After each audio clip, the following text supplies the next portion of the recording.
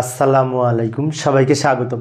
ICT বিষয়ের আমরা যখন এই ধরনের লজিক গেট থেকে, লজিক সার্কিট থেকে যদি প্রশ্নে বলে যে এক্স এর সরলীকৃত মান নির্ণয় করো, কিভাবে করব, তাই না? এই ধরনের প্রশ্ন কিন্তু পরীক্ষায় আসে, বোর্ড পরীক্ষায়। এই উদ্দীপকে এরকম চিত্র দেওয়া থাকে আর বলা হয় এটা সরলীকৃত মান নির্ণয় করো। তখন কিভাবে করব? প্রথমে এটার একটা মান, এই তথ্যের আলোকে একটা আউটপুট বের করব, তারপরে সেটাকে আবার সরল করে তার মান নির্ণয় করব। যা আমরা ধাপে ধাপে আলোচনা করি। তো এখানে এ আর বি দুইটা কিন্তু ইনপুট, আর এ আর বি এর উপর ভিত্তি করেই এই সব কিছু তৈরি হয়েছে। তো আমরা এই যে 1 2 3 4 এই চারটা লাইন সম্পর্কে একটু পরিচিত হই। এই লাইনটা হচ্ছে এ, আর এ এখান থেকে বের হয়ে এখানে নট যুক্ত হয়ে এখানে আর একটা লাইন বের হয়েছে, এটা এ নট বলতে পারি।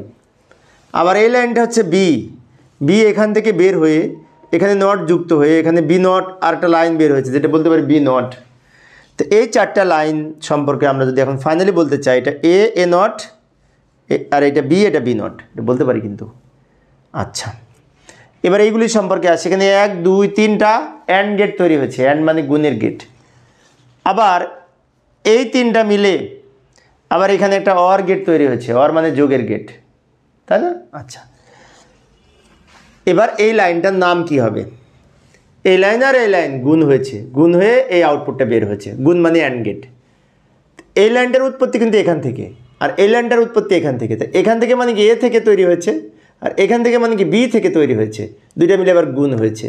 তাহলে আমরা এখানে আউটপুটটা বলতে পারি A into B, A into B বা এ বি বলতে পারি। এবার এইখানে আসি, এখানে এ নট আর এটা বি, এটা এ নট আর এটা বি, এ নট বি দুইটা মিলে আবার গুণ হয়েছে।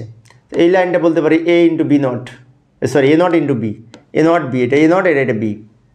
এবার এইখানে আসি, এ থেকে এখানে তৈরি হয়েছে, এখানে বি নট থেকে তৈরি হয়েছে, তাহলে এ নট এ আর এটা বি নট, এ আর বি নট বা বি বার যাই বলি না কেন, এই যে।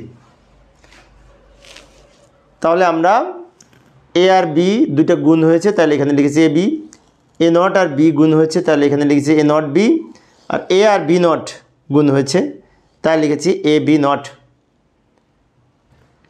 এইবার এক্সের আউটপুটটা কী হবে? তাহলে এক্সের আউটপুট কিন্তু এই তিনটা মিলে যোগ হয়েছে, যোগ, যেহেতু যোগ হয়েছে তাই এখানে এ বি সমান এই যে এইটা যোগ এইটা যোগ এইটা, এইটা প্লাস এইটা প্লাস এ নিচেরটা, তিনটা মিলে যোগ হয়েছে।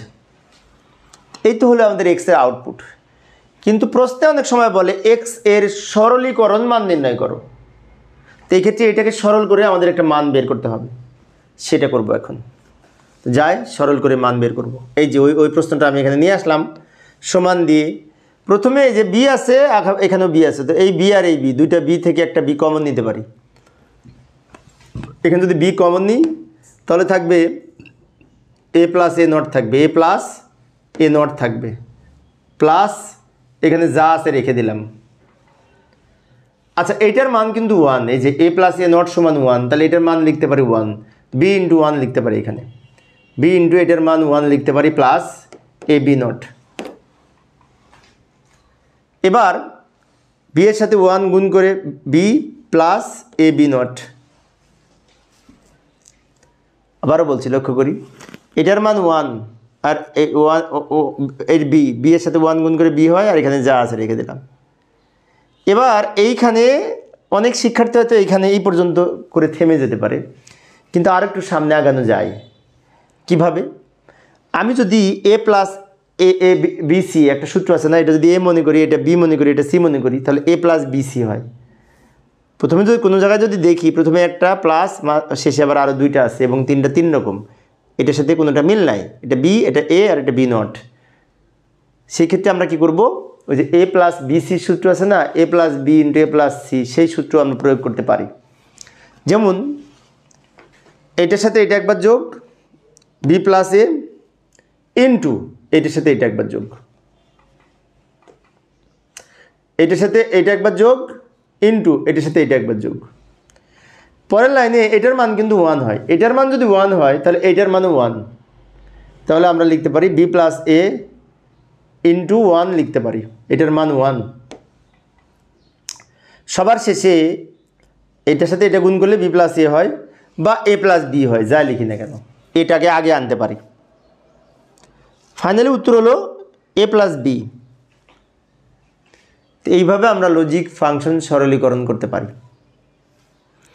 তো প্রিয় শিক্ষার্থী বন্ধুরা, এই ছিল আমার আজকের আলোচনার বিষয়। আমি শিক্ষার্থীদের অনুরোধে অল্প অল্প করে আলোচনা করি, যাতে শিক্ষার্থীরা বোরিং ফিল না করে। তো পরের ক্লাসটি দেখার আমন্ত্রণ রইল। খোদা হাফেজ।